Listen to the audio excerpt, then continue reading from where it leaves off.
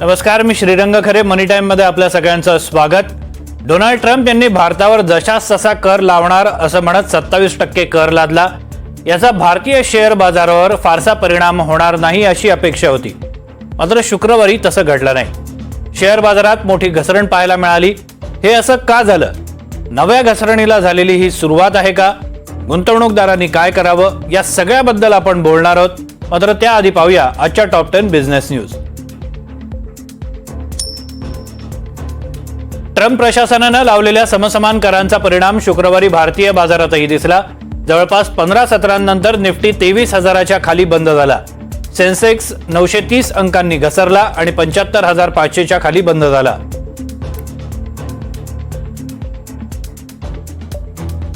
आजच्या बाजारात ट्रम्प यांनी लावलेल्या टॅरिफची कमी आणि जागतिक मंदीची जास्त भीती होती. त्यामुळे सर्वाधिक फटका धातू क्षेत्रातील कंपन्यांना बसला. निफ्टी मेटल इंडेक्स 5% घसरला.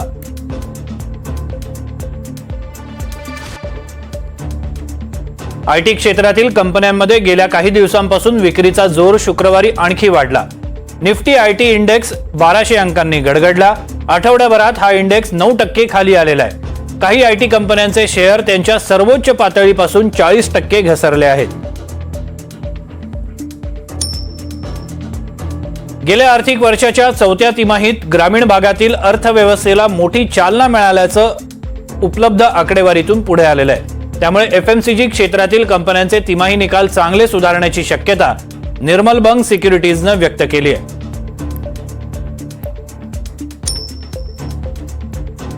कालपर्यंत आशावादी असलेल्या फार्मा क्षेत्राला देखील शुक्रवारी घसरणीचं ग्रहण लागलं. रेसिप्रोकल टॅरिफचा फार्मा सेक्टरला फार फटका बसणार नाही असं चित्र गुरुवारी निर्माण झालं होतं. मात्र त्यानंतर ट्रम्प यांनी भविष्यात फार्मा क्षेत्रावर टॅरिफ लावण्याचा निर्णय घेतला असं बोललं जाऊ शकतो असं म्हटलेलं आहे. त्यामुळे फार्मा क्षेत्रातही शुक्रवारी जोरदार विक्री झाली.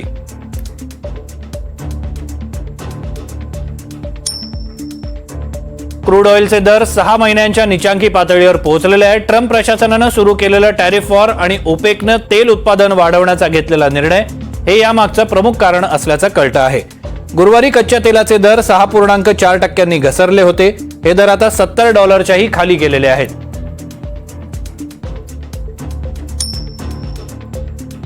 महाराष्ट्र शासनानं ओला इलेक्ट्रिकला कार्ड दाखवा नोटीस बजावली आहे. या नोटीसला 3 दिवसात उत्तर द्यावं लागणार आहे. एका ट्रेड सर्टिफिकेटवर एकापेक्षा जास्त शोरूम चालवली जात असल्याबद्दल ही नोटीस पाठवण्यात आली आहे.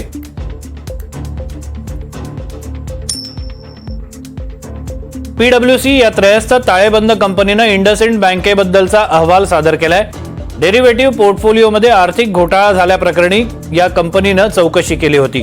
हा अहवाल तपासल्यानंतर पुढील कारवाई काय करायची याबाबतचा निर्णय घेण्यात येईल. गेल्या आर्थिक वर्षाच्या चौथ्या तिमाहीत एनबीएफसी कंपन्यांसाठी फारसा नफा दिसणार नाही असा अंदाज मोतीलाल ओसवाल या प्रसिद्ध ब्रोकरेज फर्मनं वर्तवलेला आहे. मात्र एनबीएफसी क्षेत्रातील श्रीराम फायनान्स ही कंपनी दीर्घकालीन गुंतवणुकीसाठी चांगली असल्याचं मोतीलाल ओसवालचं मत आहे. आणि सीएलएसए या आंतरराष्ट्रीय ब्रोकरेज संस्थेनं फेडरल बँकेचा शेअर वाजवी भावात उपलब्ध असल्याचं म्हटलं असून शेअर खरेदी करण्याचा सल्ला दिलाय. या शेअरमध्ये वर्षभरात 18% परतावा मिळेल असा सीएलएसएने अंदाज वर्तवलाय.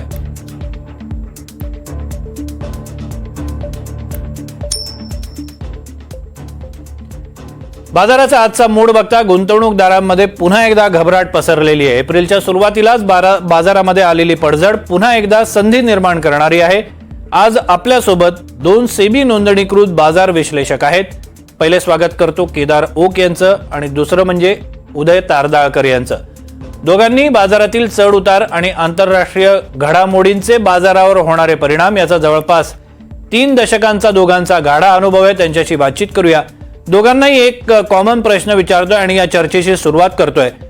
पहिला प्रश्न केदार ओक सरांपासून सुरुवात करूया. बाजारानं मार्च महिन्यात कमावलेल्यापैकी निम्म किंवा त्यापेक्षा जास्त गेल्या 4-5 दिवसात गमावलेलं आहे. याची कारणं काय तुम्हाला वाटतायत?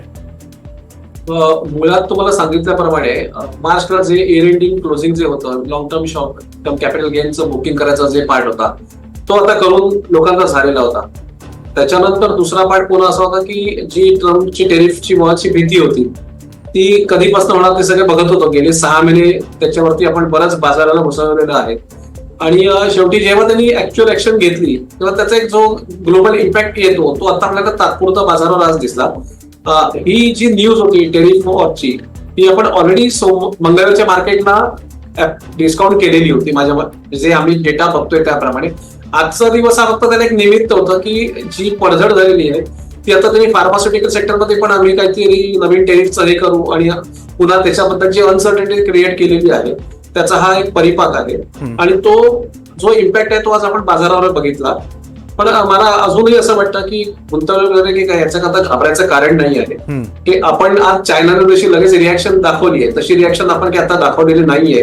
आपण त्यांच्याशी नेगोसिएशन अजूनही करतो आहोत आणि पुढच्या काही कालावधीत त्याच्यात आपल्याला नक्की काही पॉझिटिव्ह गोष्टी दिसतील असा माझा अंदाज आहे. तारदाळकर सर, तुमचं काय मत आहे?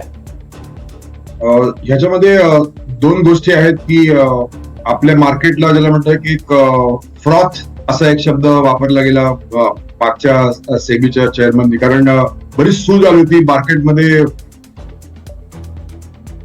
मोठ्या प्रमाणावरती बऱ्याच कंपन्यांचे भाव वधारलेले दिसत होते मेरिटपेक्षा जास्ती आणि कुठेतरी करेक्शन येणार हे अपेक्षित होतं. आणि या सगळ्यांचा परिपाक म्हणजे जसं नवीन वर्ष आलं आणि त्यानंतर जानेवारीच्या नंतर जेव्हा ट्रम्प यांची निवडून आले ते आणि अपेक्षेप्रमाणे आले असं पण म्हणायला पाहिजे आपल्याला. त्यानंतर बऱ्याच बाबतीत अनिश्चितता येणारे याची सगळ्यांना खात्रीच होती आणि त्याचाच परिणाम आपण बघितला की मार्केटवरती झाला. आणि बऱ्याच अंशी परदेशी संस्थांनी जो काय आर्बिट्रेज केला त्याच्यामध्ये भारतामधून काय किंवा अगदी इमर्जिंग मार्केट्स मधून सुद्धा पैसा हा अमेरिकेकडे गेला आणि त्याचाच आपण परिणाम बघितला. आत्ताच्या काळात जर बघितलं तर जी काही भारताचे सलोख्याचे संबंध अमेरिकेबरोबर होते त्या बाबतीत भारताला दणका कमी बसेल अशी अपेक्षा होती. अर्थात जशी मराठीमध्ये म्हण आहे की सुक्याबरोबर ओलही जळतं. त्यामुळे ट्रम्प यांनी जरी भारताचं काही थोडंफार कौतुक केलं असलं तरी त्यांनी स्वतःची पॉलिसी आणली आणि त्यांना दाखवायचं की तो बलाढ्य देश आहे एक अमेरिका आणि हा बलाढ्य देश सगळ्यांना नमवू शकतो. आणि त्याप्रमाणे आता त्यांनी टॅरिफ लावले आणि येत्या 1.5-2 महिन्यामध्ये आपल्याला दिसेल बायलॅटरल काय अग्रीमेंट बऱ्याच राष्ट्रांबरोबर होतील. भारतावर पण होऊ घातले आणि म्हणजे आपण म्हणतो डस्ट विल सेटल असं दिसतंय. ओके, तारदाळकर सर, पुढचा प्रश्न देखील तुम्हालाच आहे. ज्या सेक्टरवर हा टॅरिफ लावलेला आहे त्यामधनं फार्मा सेक्टर हे वगळलेलं होतं. मात्र त्यांनी सूतोवाच केलेलं आहे की भविष्यामध्ये कदाचित या सेक्टरवर देखील कर लावला जाऊ शकतो, टॅरिफ लावला जाऊ शकतो. मात्र सध्याची जी परिस्थिती आहे फार्मा सेक्टर हे या कचाट्यातनं सुटलेलं आहे आणि भारतीय निर्यातदारांचा त्यामुळे फारसा तोटा होणार नाही असं सध्याचं चित्र आहे. हे खरं आहे का? आणि याबद्दलचं तुमचं आकलन काय? म्हणजे भविष्यात फार्मावर देखील टॅरिफ अशाच पद्धतीनं लादला जाऊ शकतो का? बघा, अर्थकारण आणि राजकारणाची सांगड घालताना अगदी सुरुवातीलाच त्यांनी ज्याला आपण म्हणतो जेनेरिक औषधं आहेत त्यांना म्हणजे फार्माच्या त्या निमित्ताने त्यांनी ती बाहेर ठेवलेत. आणि जर ट्रेड सर्प्लस बघितला भारताचा तर जवळजवळ $9 बिलियन तिकडे आहे या फार्मा इंडस्ट्रीचा. आणि शेवटी आपण बघितलं तर म्हणजे सगळ्यात सर्वप्रथम काय लागतं तर औषधोपचार माणसाला, कारण सर्वायवल असतं प्रत्येकाचं. त्या दृष्टीने मला वाटतं ही विचारधारणा आहे. आणि जी काही डिप्लोमसी 2 देशांमध्ये होईल त्याच्यामध्ये काही थोडाफार काही टॅरिफ काही जरी लागला म्हणजे निर्यातीवरती जरी काही शुल्क लागलं तरी पण तो सॉफ्ट कॉर्नर तसाच राहील असा अंदाज आहे. त्यामुळे फार्मा कंपन्यांना सध्या धोका आहे असं वाटत नाही. एक मला नमूद करावं असं वाटतं, मग तुम्ही उल्लेख केला, मी सेबी रिसर्च अनालिस्ट नाहीये तर त्याची नोंद घ्यावी. मी सेबीच्या प्लॅटफॉर्मवरती असलेला एक न्यूट्रल किंवा ज्याला कन्सिलेटर म्हणतो तसा आहे. ओके ओके ओके, धन्यवाद तुम्ही हा डिस्क्लेमर दिलात त्याबद्दल. पण आपल्याला पुढे चर्चा न्यायची. केदार सरांना पुढचा प्रश्न आहे, फार्मा सेक्टर संदर्भातलाच प्रश्न आहे. मगाशी तारदाळकर सरांनी जे विश्लेषण केलं त्याचं आपण तेच विश्लेषण थोडं पुढे घेऊन जाऊया. केदार सर, तुम्ही अनेकदा या शोमध्ये सांगितलेलं आहे की फार्मा सेक्टर हे गुंतवणूकदारांसाठी खूप आकर्षक बनलेलं आहे. मात्र आत्ताची जी परिस्थिती आहे त्या परिस्थितीमध्ये फार्मा सेक्टरमध्ये गुंतवणूक करणं हे योग्य ठरेल का? आज देखील मार्केट थोडं पडलेलं आहे आणि आजचा सगळ्यात मोठा फटका जर बसलेला दिसतोय तर तो फार्मा सेक्टरला बसलेला दिसतोय. तर त्यामुळे फार्मा सेक्टर हे आकर्षक झालेलं आहे का अजून थोडं थांबण्याची गरज आहे?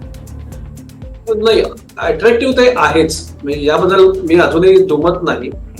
जो टेम्पररी इम्पॅक्ट येतो तो आता आपण सगळेजण बघतोय आणि त्याला कारणही तशीच आहे. जी काही दिवसापूर्वी जी इतर टेरिफबद्दल जी अनसर्टनिटी होती ती आता अचानक डोळ्यासमोर आली की आम्ही परत त्याच्यावर रेसिप्रोकेट टॅक्स लावू वगैरे असं. आता यांनी काय होणार आहे माहिती का, परत फार्मास्युटिकल सेक्टर थोडे दिवस बॅकहँडला जाईल की बाबा आता हे एक्झॅक्ट परत नवीन काय करतायत, दुसरं नवीन काही इंट्रोडक्शन करतायत का. पण मी अजूनही म्हणतोय की आपण अजूनही या क्षेत्रात अंडर परफॉर्म आहोत. ज्या काही आपल्याला एपी अप्रूव्ह झालेले आहेत किंवा ज्या काही इंटरनॅशनल औषधाच्या परमिशन्स आपल्याकडे मिळालेले आहेत त्यातल्या काही प्रमाणातच ड्रग्सची आपण आज बाहेर गोष्टी एक्सपोर्ट किंवा इम्पोर्ट करतोय त्या पद्धतीने. आणि हा जो इम्पॅक्ट सगळा जो आहे हा म्हणतात फिअर जी आता मनात आहे की एक्झॅक्ट आता पुढे काय होत आहे, जे काही दिवसांपूर्वी इथे टेरिफच्या बाबतीत होतं. फार्मास्युटिकल सेक्टरमध्ये बऱ्याच ऑपॉर्च्युनिटी आपल्याकरता आता अवेलेबल आहेत. म्हणजे टेक्नॉलॉजी तर आहेच, पण सर्व्हिस पार्ट जो सर्व्हिस इंडस्ट्री जी आहे ती आपल्याकडे खूप मोठ्या प्रमाणात आपण पुढे डेव्हलप करू शकतो. आणि माझं या बाबतीत हेच मत आहे की आता जे काही चेंजेस टॅक्सेशन मध्ये होतील याचा सगळ्याचा सखोल अभ्यास आपलेही अभ्यास लोक करतील. सरकारी अथॉरिटीज मध्ये जी लोक आहेत ती ऑलरेडी याच्यावरती खूप अभ्यास करतायत. फक्त एक मला इथे थोडंसं एक नमूद करावं असं वाटतं की या अनसर्टनिटी मध्ये गव्हर्नमेंट ऑफिशियलकडे काही अनाउन्समेंट यायला पाहिजे होता की ज्यांनी बाजाराला गुंतवणूकदारांना कुठेतरी एक विश्वास निर्माण होईल. तो दुर्दैवाने अजून कुठेही होताना दिसत नाहीये. मला असं तरी एकंदरीत वाटतं की हे सगळ्या लोकांनी आरबीआयच्या पॉलिसीवरतीच हे सगळं सोडलेलं आहे की 9 तारखेला आरबीआय काय अनाउन्समेंट करतो. आणि सुदैवाने आपण काही बाबतीत खूप स्ट्रॉंगली उभे आहोत. फॉर एक्झाम्पल म्हटलं तसं इन्फ्लेशन हा एक पार्ट आहे, फॉरेन रिझर्व्हच्या बाबतीत आहे. दुसरं म्हटलं तसं आपला जीडीपी हा आपण मेंटेन करून चाललेलो आहोत. आणि हा जो इम्पॅक्ट आहे तो आपल्याला पुढच्या काळात बऱ्यापैकी सपोर्ट करेल. आज नाही म्हटलं ते काल क्रूड 6% खाली आलेला आहे, जी आपल्याला मेजर इम्पोर्ट गोष्ट करायला लागते ज्याच्यात आपला खूप पैसा जातो. आज तो आपला बऱ्यापैकी यामुळे वाचणार आहे. त्यामुळे गव्हर्नमेंटला कुठेतरी यातनं कुशन मिळेल आणि मला वाटतं याच्यात काहीतरी नेगोसिएशन होईल, काहीतरी टॅक्सचं प्रमाण थोडंफार कमी केलं जाईल आणि थोडं सॉफ्ट कॉर्नर फार्मा सेक्टर बद्दल वापरला जाईल असं एकंदरीत मला वाटतंय. तारदाळकर सरांना प्रश्न आहे. सर, आपण या कार्यक्रमाच्या सुरुवातीला ज्या बातम्या सांगत होतो त्यामध्ये एक उल्लेख केलेला होता की आपण जी शेअर बाजारामध्ये आज घसरण बघितलेली आहे ती टॅरिफच्या भीतीमुळे, ती भीती तर आहेच, प्लस मंदी येण्याची भीती देखील आता निर्माण झालेली आहे. तुम्हाला ही शक्यता वाटते का की जागतिक पातळीवर किंवा भारतामध्ये या मंदीचा फेरा पुन्हा सुरू होईल, मंदीचा फटका आपल्याला आणि जागतिक पातळीवर सगळ्यांनाच बसेल अशी भीती निर्माण झाली का? जेव्हा आपण एकूण जीडीपीची ग्रोथ म्हणतो तर कालची जर आकडेवारी आली तर अमेरिकेच्या खालोखाल आता भारताचा नंबर लागतो जगाच्या ग्रोथ मध्ये. आणि त्या दृष्टीने जर विचार केला तर जे काही विश्लेषण झालं या टॅरिफचं आणि ज्याचा फटका आपल्याला तर बसतोच आहे, पण अमेरिकेला सुद्धा मोठ्या प्रमाणावरती फटका बसणार आहे. कारण तिकडे ज्याला म्हणतो की इन्फ्लेशन वाढायची शक्यता आहे. आणि त्यात एक अशी आकडेवारी आली की हाऊस होल्ड इन्कम जे आहे ते त्याच्यामध्ये काही अपेक्षा आहे की ट्रम्प सरकार त्यांना काही कन्फ्युजन देईल, पण आजच्या घडीला त्यांचा जो खर्च आहे, जो मासिक खर्च तो साधारण $300 वाढू शकतो प्रत्येक कुटुंबामागे. असं जर असेल तर अमेरिकेच्याच एकूण तिकडच्या लोकसंख्येला याचा जो फरक पडणार असेल तर अमेरिकन जीडीपी हा खाली येऊ शकतो. आणि जेव्हा अमेरिकन जीडीपी खाली येतो तेव्हा माहिती की ज्या मोठ्या प्रमाणावर म्हणजे आता हे जे सगळं चाललंय की जो इम्बॅलन्स आहे ट्रेडिंग मधला तो कमी करण्याचा विचार आहे. जर अमेरिकेमध्ये जर डिमांड कमी झाला तर तो सगळ्या जगाला त्याचा फरक पडू शकतो. आणि जी चेन रिॲक्शन आहे त्याच्यामध्ये अशी शक्यता आता सांगतात की मंदी येऊ शकते. पण आपल्याला माहितीये की अगदी इन्फ्लेशन जेव्हा आकाशाला भिडलं होतं या कोरोनाच्या नंतर तेव्हा सुद्धा लागोपाठ 3 क्वार्टर्स अमेरिकेमध्ये मंदी येणार अशी एक चर्चा होती, पण प्रत्यक्षात काही मंदी आली नाही. अर्थात अमेरिकेची इकॉनॉमी पण तेवढी स्ट्रॉंग आहे, क्रयशक्ती पण स्ट्रॉंग आहे. त्यामुळे एक आपण म्हणू शकतो की होपफुल विश की अशी मंदी येऊ नये. बरोबर. पुढचा तुम्हाला सर प्रश्न आहे की IT सेक्टर हे भारतामधलं खूप ताकदवान सेक्टर गेल्या काही वर्षांमध्ये उदयास आलेला आहे आणि या टॅरिफ वॉरचा जो निर्णय झाला त्याच्यानंतर सगळ्यात मोठा फटका हा IT कंपन्यांना बसेल हे आता जवळपास स्पष्ट झालंय. त्याचे आपल्याला परिणाम देखील बघायला मिळत आहेत. आता भविष्य काय आहे? कारण IT सेक्टरवर भारत हा खूप अवलंबून आहे आणि अमेरिकेला देखील ही गोष्ट चांगल्या पद्धतीने माहिती आहे. उदय सर,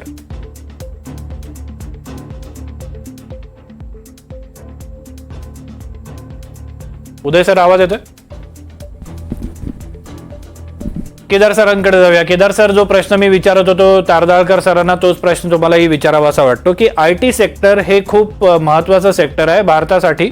तर अशा परिस्थितीमध्ये आपण जे आकडे बघतोय आज शेअर मार्केटमध्ये जी काय घसरण झालेली आहे, IT सेक्टरला नेमका काय फटका बसलेला आपल्याला आज बघायला मिळतोय? बेसिकली म्हणतात असं की IT सेक्टरला आता म्हणतात ना, मला लॉंग टर्म मध्ये फटका बसेल असं टेम्पररी म्हणतात तसं. हा सगळा इम्पॅक्ट आहे ना, हा पुढच्या काही महिन्यापुरता आपल्याकडे राहील. पहिली गोष्ट, कॉस्ट वाईज जर तुम्ही म्हणालात ना, तर आपल्यापेक्षा अमेरिकन लोक खूप आळशी आहेत. अच्छा. ते शनिवार रविवार काम करत नाहीत. त्यामुळे आपल्याकडे जो लेबर फोर्स आहे, जी सर्व्हिस इंडस्ट्री आपण आज बांधलेली आहे सॉफ्टवेअर इंडस्ट्री थ्रू, ती खूप स्ट्रॉंग आहे. आज आपल्याकडे जर एखादं वर्षाला 17 लाखाचं पॅकेज द्यायला लागत असेल ना, तर ते अमेरिकेत त्याच्या काही पॉईंट जास्ती द्यायला लागतं. आणि पुन्हा ती लोक एवढी इफेक्टिव्ह नाहीये, इफिशियन्स नाहीये जेवढी आपली लोक काम करू शकतात. बरं, जी ग्लोबल लँग्वेज बोलली जाते इंग्लिश, जी आपल्या लोकांना साधारण सगळ्यांना सॉफ्टवेअर इंडस्ट्रीमधल्या लोकांना बोलता येते. आपल्याकडे मेहनत करायची तयारी आहे, आपल्याकडे शिक्षण चांगलं असल्यामुळे या बाबतीतलं म्हणा किंवा आपल्याकडे ते टॅलेंट असल्यामुळे त्याचा जो बेनिफिट आहे ना, तो आज आपण इतकी वर्ष घेत आलेलो आहोत आणि तो पुढे कंटिन्यूस राहील. आपल्याशिवाय जगाला पर्याय नाही. ओके. उदय सर पुन्हा एकदा कनेक्ट झालेले आहेत. तर तुम्हाला एक प्रश्न या निमित्तानं आवर्जून विचारावा असा वाटतो की 2017ची जी परिस्थिती निर्माण झालेली होती, ती परिस्थिती आणि आत्ताची परिस्थिती यांची जर तुलना केली तर तुम्हाला नेमकं काय चित्र बघायला मिळतंय? मला वाटतं सगळ्याच देशांनी 2017च्या परिस्थितीत एक धडा घेतलाय. कारण 2017च्या नंतर जे काही चीनसाठी पर्याय असा काही जो होरा अमेरिकेने घेतला होता, आणि त्याचं माहिती की आपल्याला व्हिएतनाम सारख्या देशांमध्ये मोठ्या प्रमाणावरती प्रोडक्शन झालं.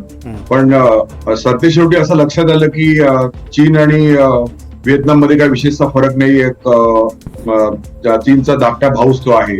त्यामुळे एक जे डिपेंडन्स लागतं, कारण आंतरराष्ट्रीय बाजारामध्ये बघ एक ट्रस्ट फॅक्टर असतो, आणि कोरोना नंतर जो ट्रस्ट फॅक्टर तो चीननी मोठ्या प्रमाणावर गमावला.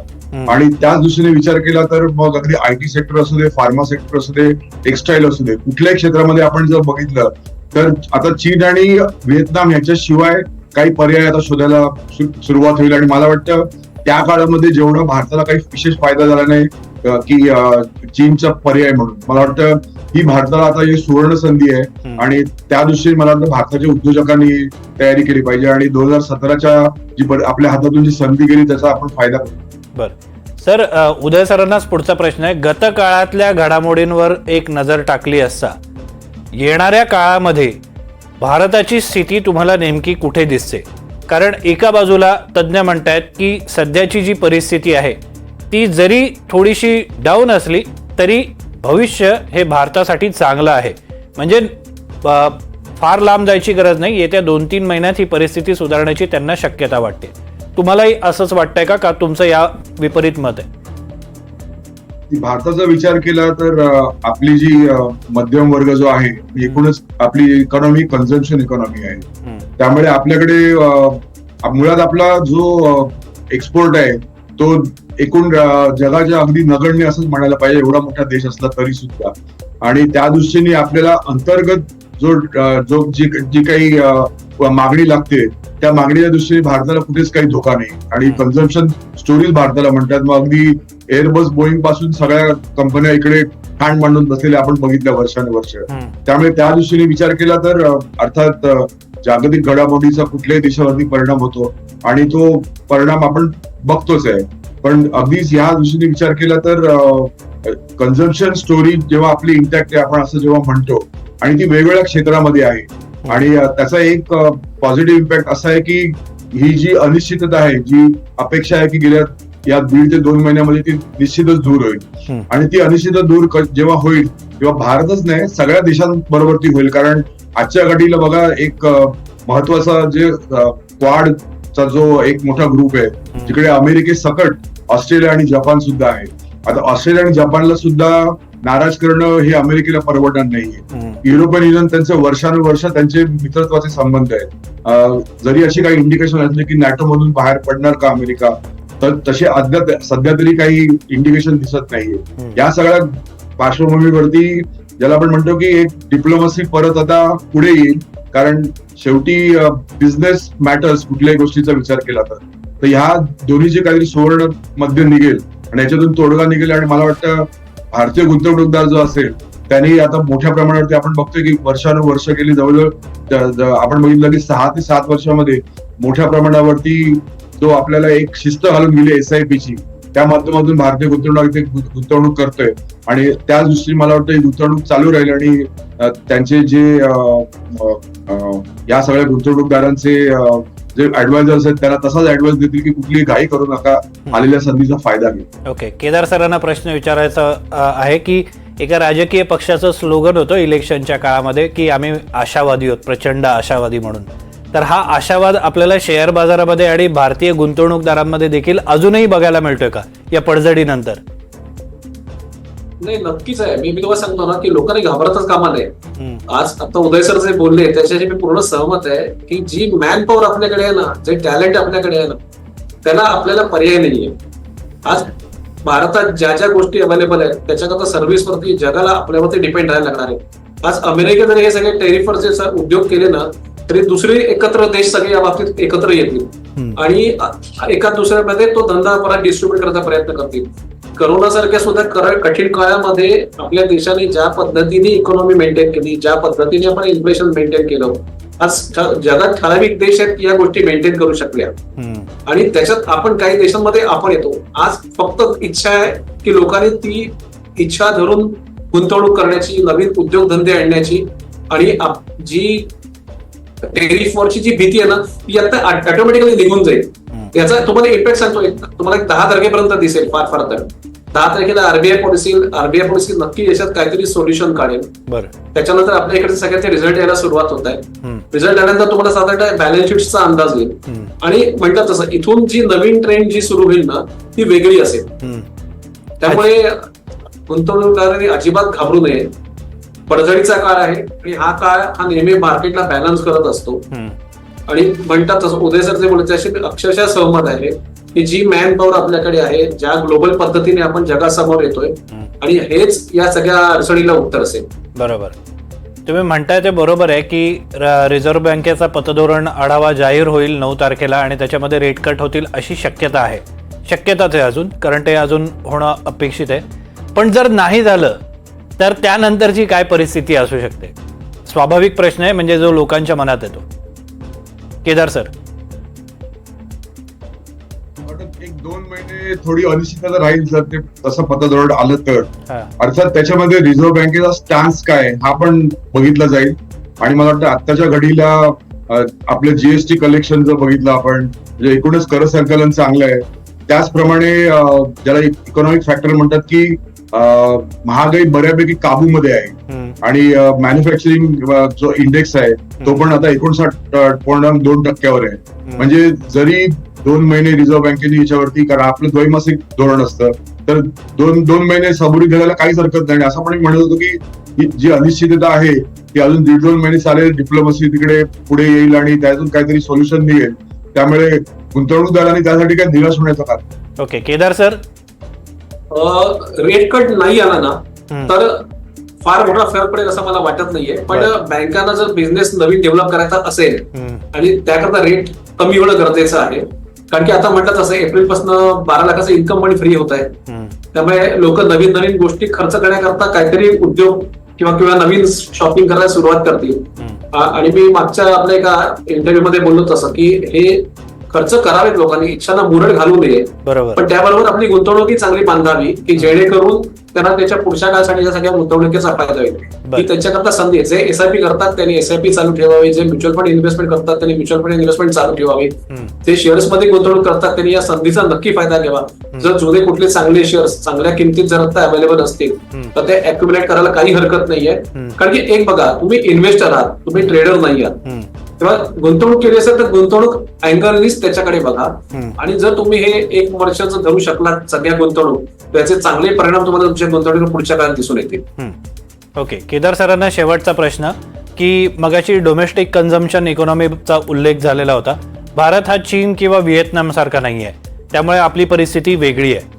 आता कोणती सेक्टर या पडझडीतून सही सलामत सुटतील आणि पुढच्या वर्षात चांगला परतावा देतील असं तुमचं आकलन आहे? केदार सरांना प्रश्न आहे. मेन तुम्हाला म्हणत असं मला बँकिंग आता थोडंसं वाटतं, जर आरबीआय कट जर आपल्याला आता आली तर त्याचा बेनिफिट नक्की बँकांना होईल. कन्झम्पशन मला दुसरं एक खूप चांगलं वाटतंय. फार्मा सेक्टर आता जरी खाली आलं असलं तरी लॉंग टर्म साठी ते खूप चांगलं आहे. आणि टेक्नॉलॉजी माझ्या मते आपण 10 एप्रिल नंतर जेव्हा रिझल्ट येतील त्याच्यानंतर थोडासा त्याचा इफेक्ट बघून गुंतवणूक करायला हरकत नाहीये. त्याच्या व्यतिरिक्त मला टुरिझम आणि हॉटेल इंडस्ट्री हे खूप चांगलं वाटतंय. टुरिझम वरती लोक थोडंसं फोकस करावा. क्रूड खाली आल्यामुळे एअरलाईन्स कंपन्या ज्या आहेत, एव्हिएशन कंपन्या आहेत, त्यांना त्याचा बेनिफिट नक्की पुढच्या काळात होईल. आणि त्या रिलेटेड जे बिझनेस आहेत, मग जे ट्रॅव्हलिंग अरेंजमेंट करतायत, ट्रान्सपोर्टेशन बघतायत, फूड इंडस्ट्री आहे, अशा ठिकाणी गुंतवणूक करायला लोकांनी पुढच्या काळात काही हरकत नाहीये. ओके, दोन्ही तज्ज्ञांचे आभार मानतोय आणि इथेच थांबतोय. मात्र निरोप घेण्याच्या आधी एक गोष्ट आवर्जून सांगावीशी वाटते की मनी टाइम हा गुंतवणूकदारांना अर्थसाक्षर बनवण्यासोबतच गुंतवणुकीसाठीचे उत्तम आणि कायदेशीर मार्ग कोणते आहेत हे सांगणारा एकमेव कार्यक्रम आहे. आमचा हा कार्यक्रम सोमवार ते शुक्रवार संध्याकाळी 4:30 वाजता प्रसारित होतो. गुंतवणुकी संदर्भात आपले काही प्रश्न असतील तर ते आम्हाला कॉमेंट बॉक्सद्वारे नक्की कळवा. उद्या पुन्हा भेटूया, नवा विषय, नव्या संधींबद्दल सखोल माहिती घेऊन. तोपर्यंत पाहत राहा NDTV मराठी.